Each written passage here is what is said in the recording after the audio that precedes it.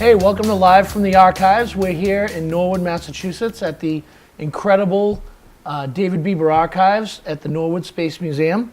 I've got a great group of guests here with me that I'll introduce you to in a minute. Special thanks to Motherlode, an online curated archive and multimedia portal. It's motherlode.tv. You can find all sorts of artists on that site. And David Bieber, I'll bring you in first. This is your baby here.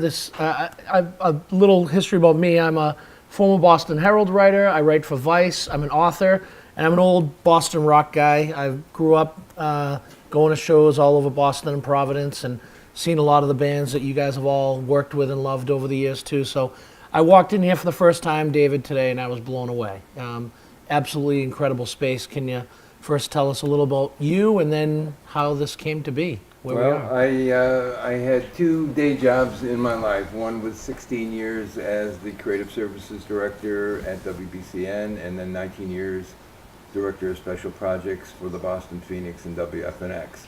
And the day job was almost incidental in terms of getting paid, and these were the rewards, everything that's in this warehouse. This came through the promotional efforts of record companies, film companies, book publishers.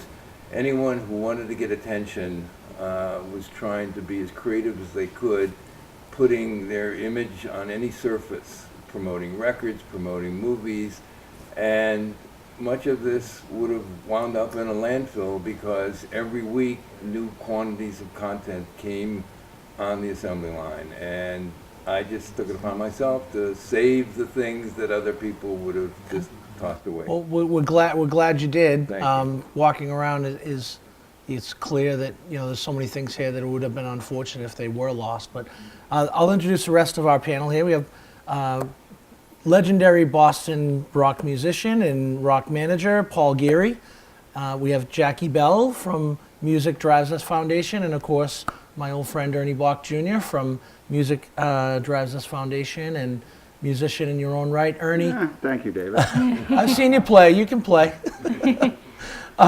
So tell us a little bit about what you know about this facility and maybe a little bit of your connection to David. Sure. Well, we're in Norwood, Massachusetts, which is my hometown. Minutes from my house. This whole area was a warehouse district that was just rotting away, and somebody had the great idea to bring it back and start putting businesses and using the space. So I'm extremely excited. And then when I found out that David Bieber was involved, I couldn't believe that he was bringing his archives to my hometown. I mean, this is exciting. I don't know if they're showing all what's around here, but it's truly fascinating. It really is. And this is right at the beginning. Yeah. Like, this is just starting. It's building the shelves and everything like that. This is exciting. So you spend a lot of your time and a lot of your life supporting the music in Massachusetts and New England and beyond. New England, yeah, sure. And a facility like this would seem to be something that David's going to be having exhibits all over the place with this. Sure. The kids that you work with would This love is to see something like this. a historic document. I mean, even going through it right now, it's amazing. But when it's finished and it's all categorized, and it is going to be a wonderful experience. Jackie, what do you think of this here? I think that this is so important to understanding the context of Boston and how it put a lot of incredible bands on the scene.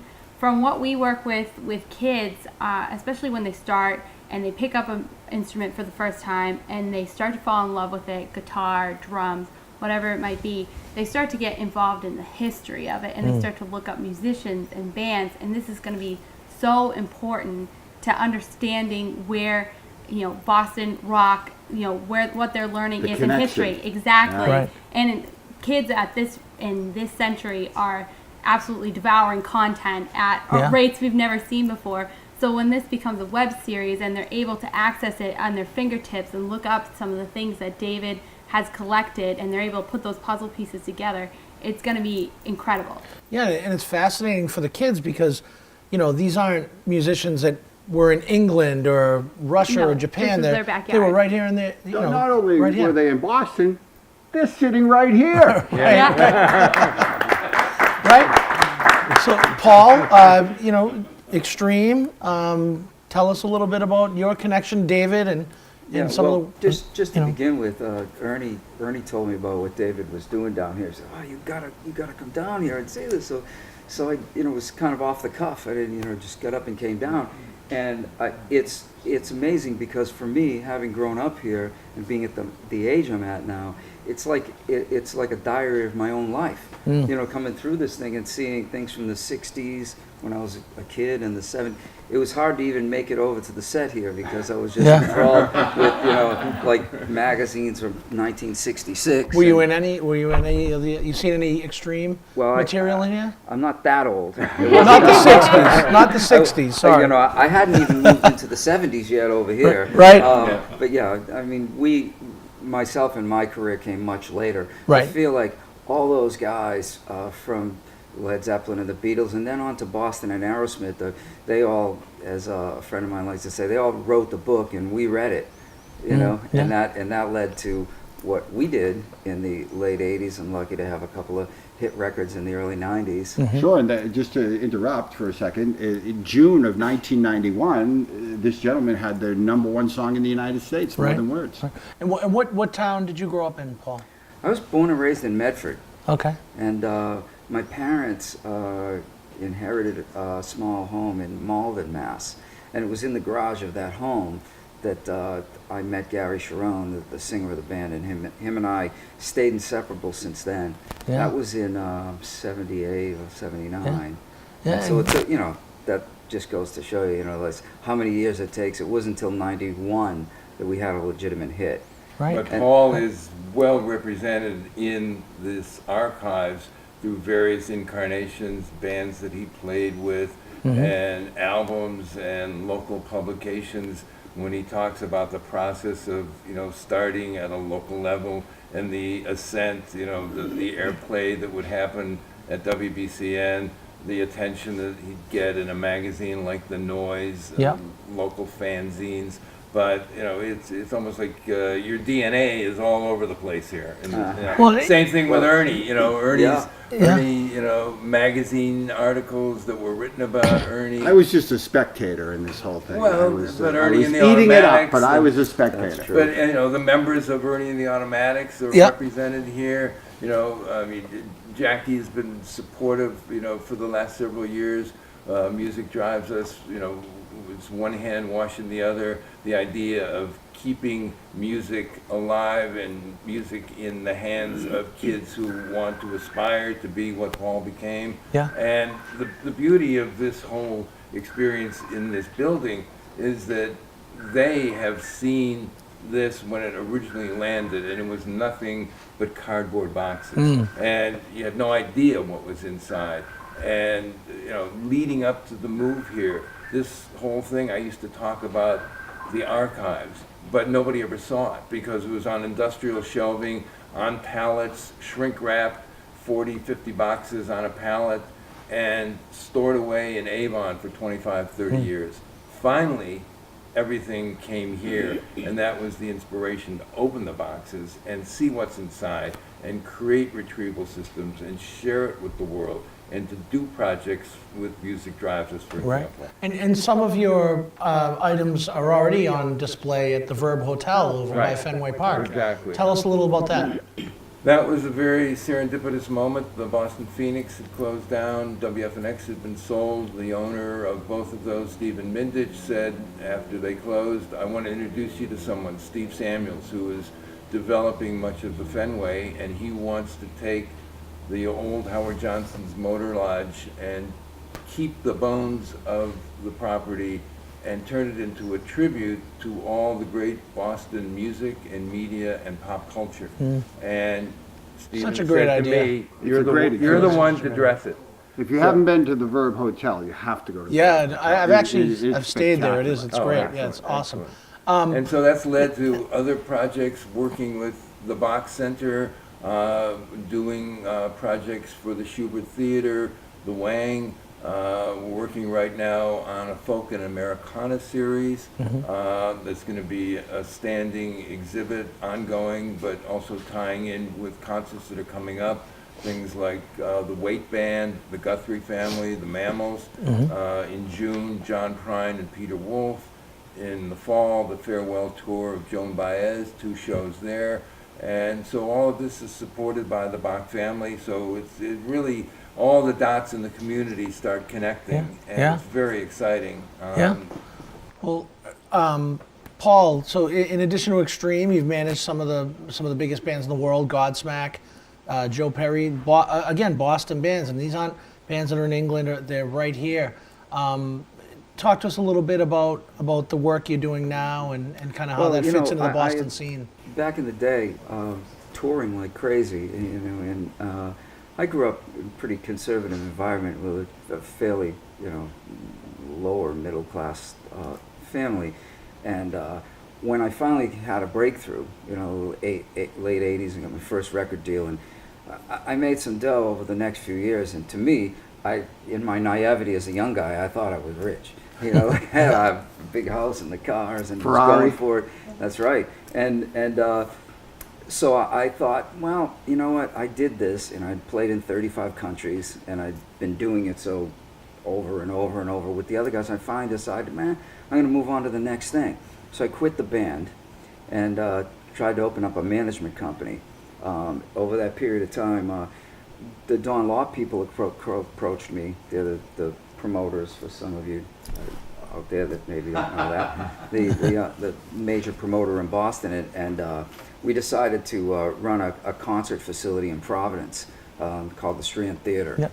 And we went halves and invested in it and began to run shows, and that's when I first really became close with Ernie, and we were going down there seeing all the shows, and it was over that period of time where I found a Boston bar band called Godsmack.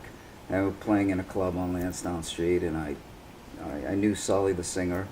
I signed the band, and as luck would have it, the first record sold 5 million copies. Yeah. And that was A lot more than luck involved. Yeah. So that was in '98, and that led to just signing. And I built a company here, and with several multi-platinum records with Godsmack, and then a gentleman named Irving Azoff in Los Angeles reached out to me and called me, and he said, "Why don't you have lunch with me?" And if you know who that gentleman is, The legendary Irving AIG Azoff. is AEG? AZOFF. No, the what was his company. name? Oh no, well, Okay. he's run many companies. Okay. He was the president of some of the majors, MCA, Gotcha, yeah. and he's managed the Eagles since Yep, the '70s, yep. and since then, built a conglomerate management company with 44 of the biggest artists in the world. Yeah. And he brought me in out to LA in 2005, and then that brought me to another level of management. We reformed some bands, and at that point I was managing the Smashing Pumpkins and Creed, Godsmack. We had reformed New Kids on the Block, which surprisingly really worked well. Timing's everything. Yeah, it all went wonderfully, and I had a great run there for about 8 years, and then moved to Century City in LA and opened back up in my own place, and which Ernie, I probably wouldn't be here without him, because he supported me through those years in our friendship and in business and art and fun things we could do. Yeah. And over those years, we've been doing a lot of fun things, because Ernie has shows like 2 or 3 a year. He runs, and we've done concerts together. So like, He's talking about for my business, for my Yeah. employees. I bring in a couple national acts Yep. every year, and they fly under the radar because it's just for my company. But Right. Paul assists me in getting the artists. Can you tell us who you have? Oh, Scott Weiland, the Go-Go's, Glenn Hughes, Alanis Morissette, Slash. Nice. Slash Joe and Joe Perry. Perry played for Music Drives Us. Joe Perry played. I can't even remember all the Richie people. Yeah. Sambora and And Oriente Oriente, played. Leon Russell, Greg Allman. Wow. The year Yeah, before he wow. died. Wow. That was incredible. Ernie, let Incredible. me ask you. You've also, in addition to all the philanthropic work you do, you play you play with some of the members of Boston. No, I used to have a little tiny band, and we played around. Well, you have a Let's little get back experience in together. that world, but what I want to He ask played you is, around you like know, opening for Deep Purple and amphitheaters around America. no, what I want to ask you is, you know, Cleveland's got the Rock and Roll Hall of Fame, Right, and which you know, I love, and by there's the all way. these, you know, Boston. I think Boston's music history is somewhat underrated Absolutely. in a way. What and do you, what are your underserved. thoughts? The community is underserved, and that's what Mr. Bieber is going to do. He's going to serve this community like it deserves. I mean, Yeah. when this is done, this is going to be amazing. Yeah, it is. It is. And you know, you think of just some of the acts you mentioned from Boston. You know, you got, you know, Godsmack and Aerosmith, but then you got people like Donna Summer. You got the New Kids. You got New Edition. You have so many like. Austin, Jay Yeah, Giles, yeah, Cars. the Cars getting into the Hall of Yeah, Fame this they're gonna be in year, the you Hall know, of and Fame next finally, week. Yeah, and it's really amazing the history of Boston's music scene. And It really it's is. been so community supported for so many decades. You know, I believe they're skipping this year because of some transitional issues with stations having new owners. But the Rock and Roll Rumble has been going on for close to 40 years, Right. and that is a statement that 24 new bands every year have reached a level of validity to be in this competition and to play to sold-out audiences and keep reseeding the music community. Yeah, The Boston yeah. Music Awards, which Ernie supported Yep, for a number yep. of years, last December celebrated its 30th anniversary at the House of Blues. So that there are so many rich traditions, but so many new up-and-comers. So it is kind of replenishing, and I think that when this whole place is together, obviously by being based in Boston, a lot of the content is devoted to Boston performers and musicians. And I'm totally indiscriminate in the sense of I'm not just focused on punk or focused on metal or focused on rock. Every musical category is represented in these four walls. Well, you don't even really know yet because you haven't Right, even opened exactly, everything, right? exactly. So we don't even know what's here. So Yeah. with that, you have a treat, I guess. You Well, have a little something you want to treat open just up. Because Ernie brought me a nice little gift here, a silver card from a club from the 90s that he was given the honor of being able to enter M80, the front room at yes. Paradise, whenever he wanted, and you know probably stabbed himself in the hip a couple times carrying it in his back pocket. So this is a strong thing, you know, but I do have something that I thought would be interesting, intriguing, something that is a recent acquisition that I would share and show. We've never seen this, by the way. This is legit. Yeah. Okay, all right. So a little shabby packaging, but I want you to, you know, kind of reach in and We're talking about. Don't lose that card. You won't be able to get into M80. Oh, wow. go ahead. Oh. No offense here.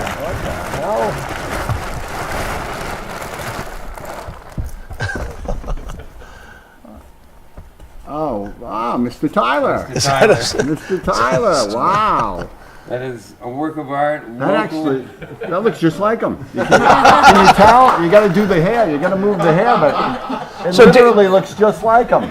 David, what can Wow, you tell that's us crazy. about this? Yeah, what is this? I'll tell you the you know, he doesn't even, well, tell me where to put it. Right there.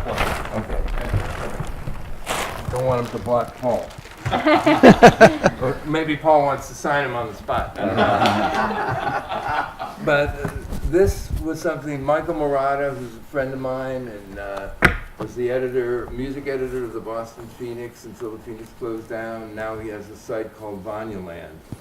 And that's a super serving popular culture and music site that goes worldwide and Yeah, has been named one of the 100 best sites in the world for what he does. Wow. He's got a whole staff. And a Fun crew. fact, I worked at the Herald with Michael. Michael was the Herald Oh, yeah, music yeah, editor for a little exactly. while as well. Yeah.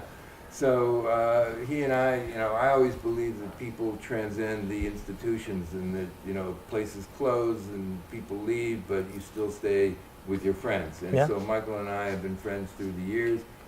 And he posted something at Vanyaland, that this was a local artist who had made this, that would put it up on Craigslist. Is this new or old? This is brand new. It's brand new. Brand Wow.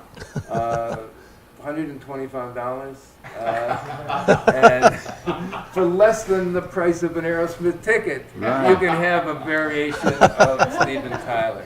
So given Ernie's history with Joe Perry and Aerosmith the band, and we're all one big happy music community, I thought this might be the reveal that would Yeah. give you some haunting memories. I think it's great. You know, It's don't go to great, sleep yeah. tonight. This will enter That's your right. dreams. Yeah. It's fantastic. Paul, so you've had a chance to look around a little bit.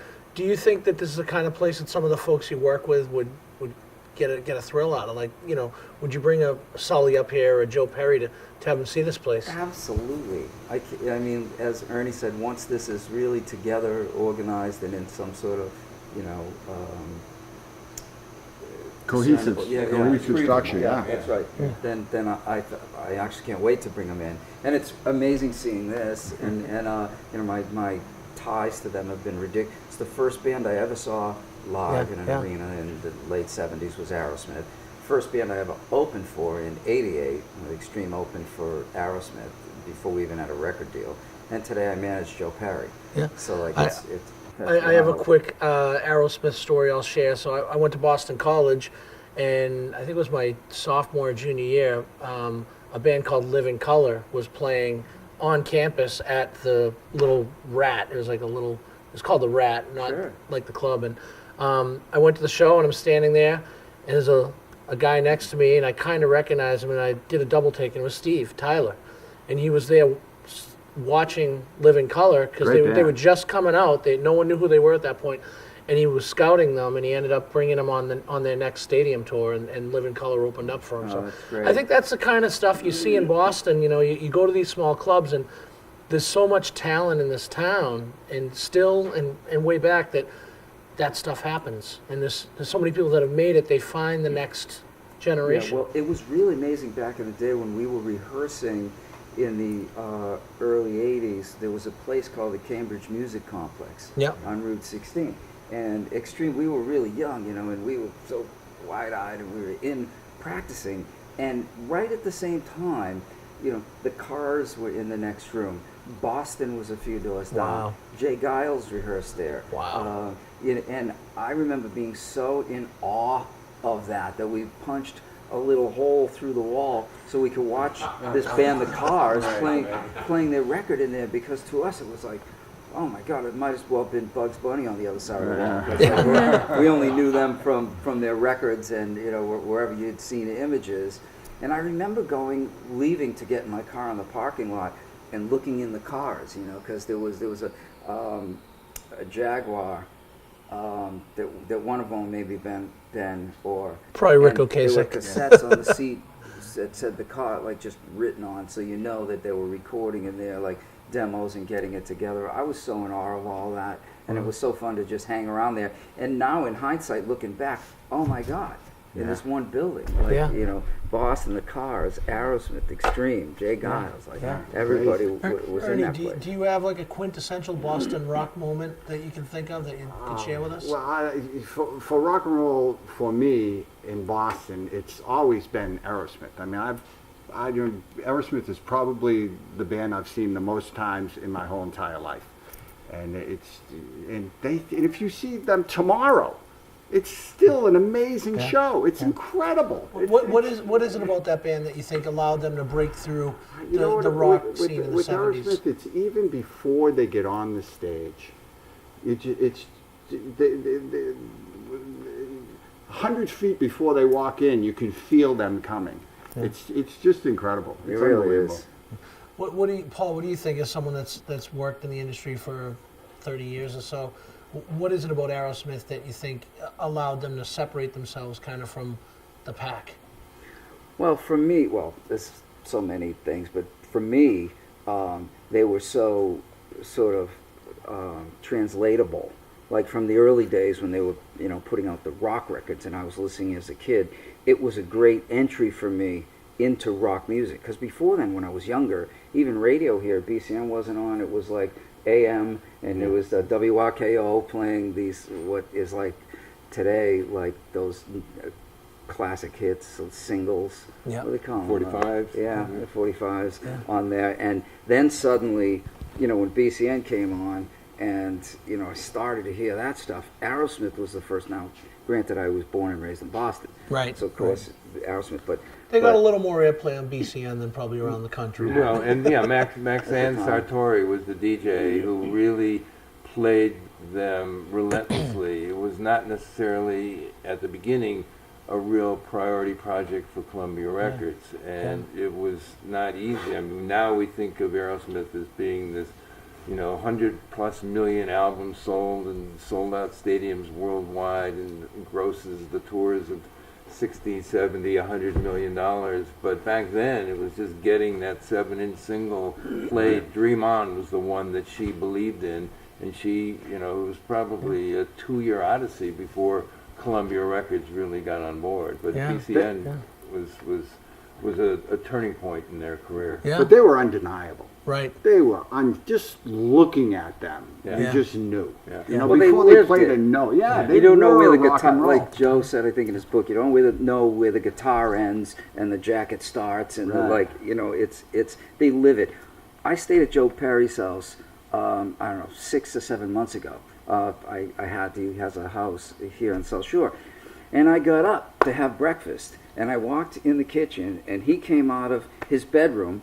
And it was Joe Perry, chains, like he was like, I'm like, Do you wake up I go, like "Do you that? sleep like that?" I didn't expect him to come out in his sweats, you know what I mean? But there he was in the kitchen making breakfast for us, and I like the coolest pants ever with a little flare and a cut, and unbelievable. like the chain things coming from the. I was like, this is unbelievable. That's Joe Perry. So like he's always Joe Perry. Yeah, as opposed to Stephen, who's not always Stephen. Yeah. We need to dress Stephen. Well, we're running out of time, so Jackie, if people want to find out more about Music Drives Us, where can they go? They can go to musicdrivesus.org. You can also check us out on Facebook at Music Drives Us, Instagram, and Twitter at Music Drives Us. You can see what we're doing, our school visits, events that we're having. You can purchase bracelets that Ernie is wearing to support our mission. It's all about Awesome guitar pick bracelets that are on sale at musicdrivesus.org. Got mine. Nice. Support the kids. yeah, And you absolutely. guys donate instruments to kids, right? Yeah. To schools? Absolutely. We fund To hundreds keep this, of, to build more hundreds- stuff for this hundreds place. of projects throughout New England we have funded.